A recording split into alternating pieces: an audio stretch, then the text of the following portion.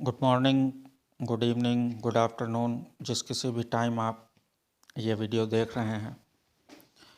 प्यारे बच्चों, हम लोग केमिकल बॉन्डिंग की सीरीज़ पर हैं और केमिकल बॉन्डिंग की सीरीज़ में अब तक हम लोग hybridisation, VSEPR theory, Bent's rule, ये सारी चीज़ें डिस्कस कर चुके हैं। आज जो टॉपिक डिस्कस करना है वो टॉपिक है हमारा P pi D pi and D pi bonds. Basically competitive exams में आपके कुछ क्वेश्चंस इस तरह से आते हैं कि how many P pi and P pi D pi bonds in SO2 molecule, SO3 molecule and so on.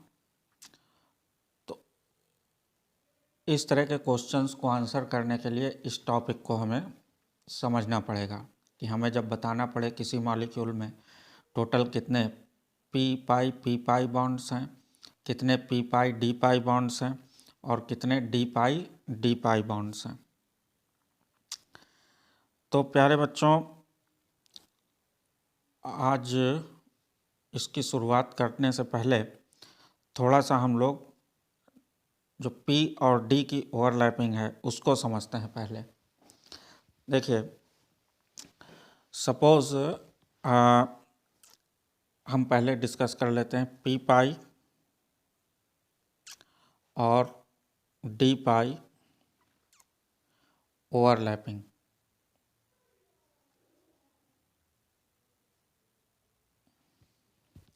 ठीक,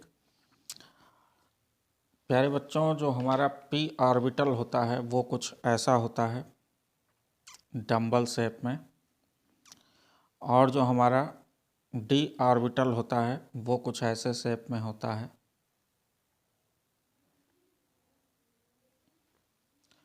और ये पी और डी ऑर्बिटल, ये हमारा हो गया पी और ये हमारा हो गया डी ऑर्बिटल। ये जब आपस में ओवरलैप करते हैं तो कुछ ऐसे ओवरलैप करते हैं।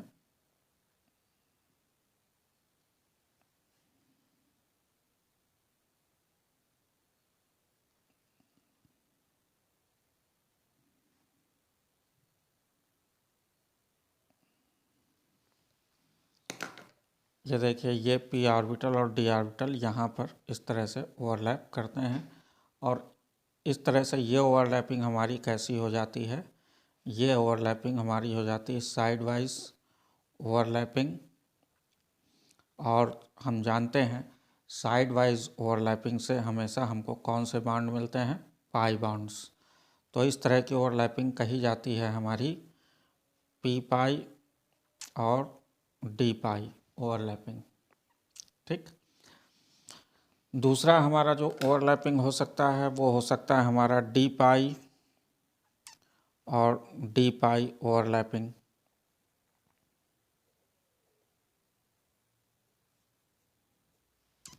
डी पाई ओवरलैपिंग प्यारे बच्चों बिल्कुल ऐसा ही हमें समझना है। सपोज़ हमारा अपना ये एक डी ऑर्बिटल है कोई, ये हमारा दूसरा डी ऑर्बिटल है,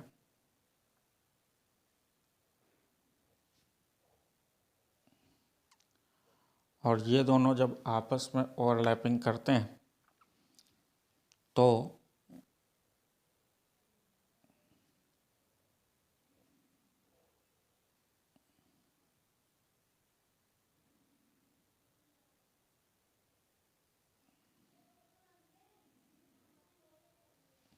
इस तरह से, तो ये यहाँ पर देखिए, एक ये ओवरलैपिंग हुई जो ग्रीन कलर से मैंने दिखाई, और दूसरी ओवरलैपिंग ये हुई जो ग्रीन कलर से मैंने दिखाई।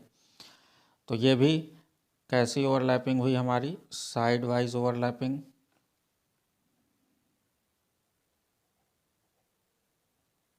और इससे भी आपको क्या मिलेंगे, पाई बॉन्ड्स मिलेंगे। और इन पाई बॉन्ड्स को आप नाम क्या देते हैं, इन पाई बॉन्ड्स को बोला जाता है D pi bonds. P orbitals आपस में भी ओवरलैप करके पाई बॉन्ड्स बना सकते हैं, तो उस तरह की ओवरलैपिंग को हम बोलते हैं पी पाई पी पाई ओवरलैपिंग।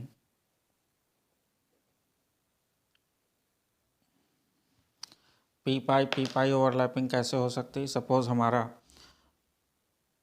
पी ऑर्बिटल में 3 ऑर्बिटल होते हैं, पी एक्स, पी वाई और पी जेड। तो पी एक्स ऑर्बिटल तो एक्सियल डंबल होता है शेप में, है। जैसे आप देखिए ये हमारा पी एक्स ऑर्बिटल है, तो ये पी एक्स ऑर्बिटल चूंकि एक्सियल डंबल शेप का है, एक्सियल डंबल शेप, तो इस वजह से ये पाई बॉन्ड नहीं बना पाता है। तो बचे कौन हमारे पास? पी वाई और पी जेड ऑर्बिटल, दोनों वर्टिकल डंबल शेप में होते हैं। तो उनकी ओवरलैपिंग से हमें पाई बॉन्ड मिलते हैं। कैसे मिलते हैं ये देखिए। सपोज अपने पास ये एक पी वाई ऑर्बिटल है और ये दूसरा पी वाई ऑर्बिटल है। कौन सा ऑर्बिटल है ये? पी वाई, और ये भी अपना पी वाई। और इनकी ओवरलैपिंग से हमें ये ऐसे ओवरलैप करेंगे,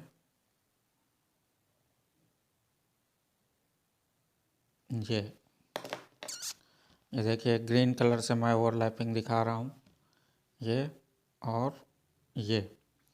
तो ये इस तरह से जो ओवरलैपिंग होगी, ये भी अपनी क्या हो गई? ये हमारी हो गई साइड वाइज ओवरलैपिंग। और साइड वाइज ओवरलैपिंग से हमको क्या मिलेंगे? Pi bond. और साइड वाइज ओवरलैपिंग की वजह से पाई बॉन्ड बने, इस वजह से इनको नाम दिया गया पी पाई पाई बॉन्ड्स। ठीक, ये तो सिर्फ पी वाई की बात हुई। पी जेड क्या होता है? पी जेड ऑर्बिटल हमारा थोड़ा सा झुका हुआ होता है ऐसे, ये पी जेड ऑर्बिटल हो गया, साथ में ये दूसरा पी जेड ऑर्बिटल हो गया। इनके बीच में जब ओवरलैपिंग होती है तो उसको साइड वाइज ओवरलैपिंग बोला जाएगा। ये देखिए ग्रीन कलर से फिर मैं ओवरलैपिंग का लोकेशन आपको दिखा रहा हूँ, ये देखिए ये। तो ये इस तरह से पाई बॉन्ड बनते हैं पी जेड और पी जेड की ओवरलैपिंग से। तो इस तरह से ये पी पाई डी पाई और फिर डी पाई पाई बॉन्ड इस तरह से बनते हैं। जो साइड वाइज ओवरलैपिंग होती है उससे हमेशा आपको पाई बॉन्ड मिलेगा, और जो एक्सियल ओवरलैपिंग होती है उससे अपने सिग्मा बॉन्ड बनते हैं। तो हमें बेसिकली आज डिस्कस करना है कि किसी मॉलिक्यूल में अगर हमसे पूछ लिया जाए कि कितने पी पाई और कितने पी पाई, कितने पी पाई डी पाई या कितने डी पाई पाई बॉन्ड्स हैं, तो उसको हम कैसे सॉल्व करेंगे। तो चलिए एक क्वेश्चन लेते हैं और फिर उसको सॉल्व करते हैं।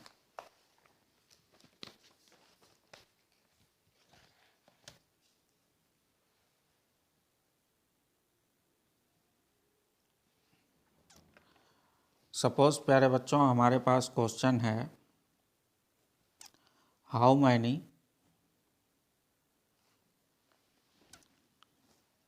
पी पाई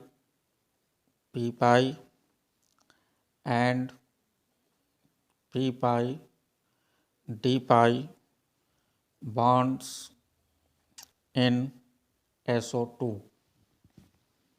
इस क्वेश्चन को अपन को सॉल्व करना है। तो देखिए पहले इसका हम लेविस स्ट्रक्चर बना लेते हैं। ये रहा अपना S और ये रहा O और ये रहा O। हम जानते हैं कि ऑक्सीजन बाईवैलेंट है, तो डबल बॉन्ड से जोड़ेंगे इसको, ये डबल बॉन्ड, ये डबल बॉन्ड। अब हम लोग जानते हैं कि सल्फ़र में आपका 6 इलेक्ट्रॉन आउटर मोस्ट सेल में होते हैं। 6 में से देखिए एक इलेक्ट्रॉन इस बॉन्ड में आया, एक इलेक्ट्रॉन इस बॉन्ड में आया, एक इलेक्ट्रॉन इस बॉन्ड में आया और एक इलेक्ट्रॉन इस बॉन्ड में आया। तो 4 इलेक्ट्रॉन इस तरह से सल्फ़र के चले गए। तो लोन पेयर सल्फ़र पे कितने बचे? लोन पेयर प्यारे बच्चों हमारे सल्फ़र के पास बचा सिर्फ एक, यानी कि टोटल 2 इलेक्ट्रॉन ये। अब अगर इसका हाइब्रिडाइजेशन निकालेंगे तो हाइब्रिडाइजेशन के लिए हमको निकालना पड़ेगा Z बराबर हो जाएगा हमारा इस केस में sigma bond plus lone pair, और सिग्मा बॉन्ड अपने पास है इसमें सल्फ़र से निकलते हुए 2 और लोन पेयर है 1, तो यानी 3, और 3 का मतलब हो गया हाइब्रिडाइजेशन हो गया सल्फ़र में sp2। कौन सा हाइब्रिडाइजेशन होगा इसमें सल्फ़र में? 2। तो अब सल्फ़र का हम इलेक्ट्रॉनिक कन्फिगुरेशन लिखते हैं। सल्फ़र का 16 एटॉमिक नंबर, तो इलेक्ट्रॉनिक कन्फिगुरेशन इसका बन जाएगा जाके 1s2 2s2 2p6 3s2 और 3p4। अब आउटर मोस्ट सेल का ऑर्बिटल पिक्चर बना लीजिए। तो ये 3s का पिक्चर ऐसा बनेगा कुछ, ये सल्फ़र है और ये 2 इलेक्ट्रॉन, और 3p4 का ऑर्बिटल पिक्चर कुछ इस तरह से बनेगा। p में 3 ऑर्बिटल, 4 इलेक्ट्रॉन भरने हैं हमें, तो 1 2 और ये 3 और फिर ये 4, इस तरह से। अब जब थर्ड सेल शुरू होता है किसी एटम में, तो इसका मतलब थर्ड सेल में हमारे पास डी सब सेल भी होता है, भले ही उसमें इलेक्ट्रॉन अपने 0 हो, बट डी सब सेल एग्जिस्ट करता है। तो डी को भी ज़रा यहीं पर बना लीजिए। डी सब सेल में होते हैं बच्चों हमारे पास 5 इलेक्ट्रॉन, 1 2 3 3 और 4 5 इलेक्ट्रॉन इसमें कोई नहीं है अभी। अब इस स्ट्रक्चर को ध्यान से देखिए, हाइब्रिडाइजेशन को भी ध्यान से देखिए और इस ऑर्बिटल पिक्चर को देखिए। हमें इस स्ट्रक्चर, इस हाइब्रिडाइजेशन के अकॉर्डिंग इस कन्फिगुरेशन को एडजस्ट करना है। तो देखो SO2 में एक लोन पेयर रहना है, यानी ये वाले इलेक्ट्रॉन्स में हम कोई छेड़छाड़ नहीं करेंगे क्योंकि यही आपका लोन पेयर है। अब ये 3p4 में ये जो है इसको हम शिफ्ट कर सकते हैं, क्योंकि हमें लोन पेयर सिर्फ एक रखना है। तो क्या होगा, एक इलेक्ट्रॉन यहाँ से शिफ्ट होगा और यहाँ पहुँचेगा। इसके बाद ऑर्बिटल पिक्चर क्या हो जाएगी, ऑर्बिटल पिक्चर कुछ ऐसी हो जाएगी, 1 2, उसके बाद ये p में अब रह गया हमारे पास हर एक ऑर्बिटल में सिर्फ 3 इलेक्ट्रॉन, और देखो प्यारे बच्चों d में पहुँच गया 1 इलेक्ट्रॉन। ठीक, अब इन्हीं में हमको sp2 हाइब्रिडाइजेशन दिखाना है। तो sp2 के लिए एक s ऑर्बिटल ये आया, एक p ये आया और एक p ये आया। तो इस तरह से ये 3 sp2 हाइब्रिड ऑर्बिटल आपके बन जाएंगे। और यही 3 sp2 हाइब्रिड ऑर्बिटल्स में से देखिए ये एक आपका, ये हमारा हो गया, ये पहला हाइब्रिड ऑर्बिटल, ये हो गया हमारा लोन पेयर, और यहाँ से एक, इस हाइब्रिड ऑर्बिटल से एक सिग्मा बॉन्ड बनेगा और इस हाइब्रिड ऑर्बिटल से दूसरा सिग्मा बॉन्ड बन जाएगा। ध्यान से देखिए, सल्फ़र डाइऑक्साइड में 2 सिग्मा बॉन्ड सल्फ़र से निकल रहे हैं, वो यहाँ से आ गए। तो अब पाई बॉन्ड कहाँ से बनना है, पाई बॉन्ड प्यारे बच्चों बनना है एक यहाँ से और एक यहाँ से। अब ऑक्सीजन अटैक करेगा, तो ऑक्सीजन का कौन सा ऑर्बिटल अटैक करेगा, जाहिर सी बात है आप चेक कर सकते हो, O8। तो 1s2 2s2 और 2p4, यानी p ऑर्बिटल बाहर का है तो p ऑर्बिटल अटैक करेगा। अब वो p ऑर्बिटल, ऑक्सीजन का p ऑर्बिटल जब इस अनहाइब्रिडाइज्ड ऑर्बिटल ऑफ सल्फ़र पे अटैक करेगा, तो ये ऑक्सीजन का p और ये unhybridised orbital of sulphur pz orbital, तो कौन सा पाई बॉन्ड बनेगा, ये बनेगा p पाई, क्योंकि ये भी p है और यहाँ से जो आ रहा ऑक्सीजन से ये भी p है, तो ये एक p पाई बॉन्ड बन जाएगा। अब दूसरा ऑक्सीजन एटम आएगा, वो इस d ऑर्बिटल पर अटैक करेगा, तो कौन सा पाई बॉन्ड बनेगा, तब हमारा बन जाएगा p पाई और d पाई, क्योंकि ये d है और ऑक्सीजन से कौन सा आएगा p, तो ये p पाई d पाई बॉन्ड बनाएगा। तो इस तरह से हमारा आंसर निकल के आता है कि SO2 मॉलिक्यूल में हमारे पास एक p पाई बॉन्ड है और एक p पाई d पाई बॉन्ड है। तो इस तरह से हम इन क्वेश्चंस को आंसर कर सकते हैं। इसी तरह से अब मैं आप लोगों को, चूँकि कॉन्सेप्ट आपने समझ लिया है, अब आप लोगों को क्वेश्चन देता हूँ, उसको आप लोग खुद करिए और आंसर्स को कमेंट करिए। जैसे क्वेश्चन मैं जो आपको दे रहा हूँ, हाउ मैनी p पाई और p पाई d पाई और d पाई bonds in पहला आप बताइए SO3 में कितने होंगे, और दूसरा आप बताइए H3PO4 में कितने होंगे। थर्ड आप बताइए H2SO4 में कितने होंगे। तो कॉन्सेप्ट आपका यही लगना है, और इन 3 क्वेश्चंस को सॉल्व करके और उनके आंसर्स को कमेंट में बताइए। तो होपफुली वीडियो से कॉन्सेप्ट आपका क्लियर हुआ होगा। अगर वीडियो आपको पसंद आया है तो इसे अपने दोस्तों के साथ सभी सोशल मीडिया प्लेटफॉर्म्स पर व्हाट्सएप, फेसबुक, ट्विटर, इंस्टाग्राम सब जगह शेयर कीजिए। Thank you very much.